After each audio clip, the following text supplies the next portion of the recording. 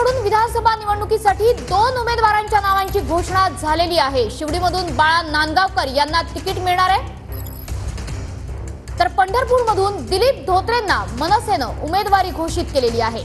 मनसेकडून विधानसभा निवडणुकीसाठी 2 उमेदवारांच्या नावांची घोषणा झाली आहे। शिवडीमधून बाळा नांदगावकर, तर दुसरीकडे पंढरपूरमधून सुद्धा उमेदवार घोषित करण्यात आलेले आहेत। पंढरपूरमधून दिलीप धोत्रे यांना मनसेनं उमेदवारी घोषित केलेली आहे।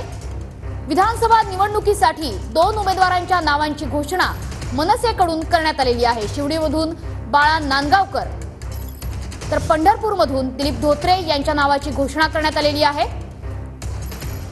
आपले प्रतिनिधी दिनेश दुखंडे आपल्या सोबत आहे। दिनेश, विधानसभा निवडणुकीकरता मनसेनं 2 विधानसभा मतदारसंघांसाठी उमेदवार घोषित केले।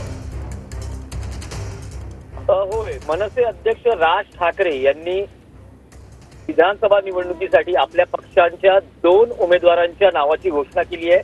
शिवडी विधानसभेत बाळा नांदगावकर आणि पंढरपूर विधानसभेत दिलीप धोत्रे यांची उमेदवारी राज ठाकरे यांनी घोषित केलेली आहे। विधानसभा निवडणुकांना अवघे 2 महिने शिल्लक आहेत।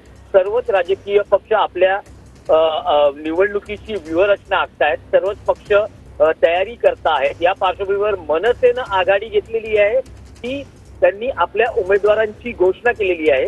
मनसेकडून 2 उमेदवार आज घोषित करण्यात आलेले आहेत। महायुती आणि महाविकास आघाडी हेही आपली स्ट्रॅटेजी करत असताना मनसे उमेदवार घोषणेमध्ये आघाडीत दिसून येते आहे, म्हणजे उमेदवारांची घोषणा करण्यामध्ये आघाडी दिसून येते आहे।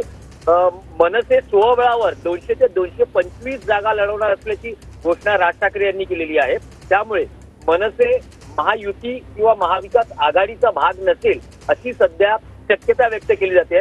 पण क्षणाक्षणाला महाराष्ट्राच्या राजकारणात डेव्हलपमेंट होत असतात, त्यामुळे शेवटच्या क्षणापर्यंत काय होतं हे पाहावं लागेल। मनसे महायुतीत काही समझोत्याने निवडणूक लढते का, पण आताची जी भूमिका आहे त्यानुसार मनसे स्वबळावर लढणार आहे आणि राज ठाकरे यांनी आपल्या पक्षाच्या 2 उमेदवारांच्या नावाची घोषणा केली आहे। शिवडीत बाळा नांदगावकर आणि पंढरपूर विधानसभेत दिलीप धोत्रे यांना राज ठाकरे यांनी संधी दिलेली आहे। नक्कीच दिनेश, त्याच्यामुळे एकीकडे विधानसभा निवडणुका तोंडावर आहेत आणि एकीकडे जागा वाटपाच्या चर्चा अजून महायुती महाविकास आघाडीच्या सुरू असताना मनसेनं मात्र उमेदवार घोषित करण्यात आघाडी घेतलेली आहे आणि 2 उमेदवारांच्या नावांची घोषणा सुद्धा केलेली आहे। तर शिवडीमधून बाळा नांदगावकरांना तिकीट मिळणार आहे, तर पंढरपूरमधून दिलीप धोत्रेंना मनसेची उमेदवारी घोषित करण्यात आलेली आहे।